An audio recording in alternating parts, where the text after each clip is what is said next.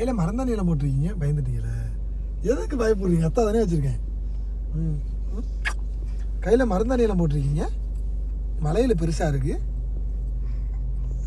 பெரிய வளையலாக இருக்கும் உங்களுக்கு பிள்ளைக்கு.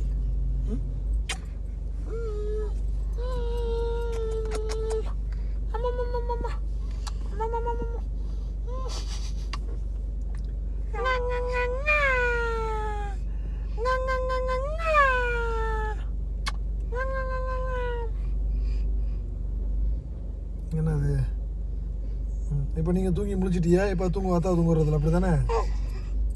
பெருமூச்சு. தாங்க, ஓட்டுங்க, வண்டி ஓட்டுங்க. ரைட்டு எடுத்து இண்டிகேட்டர் போட்டு ஓட்டு அந்த பள்ளத்தில் விடு.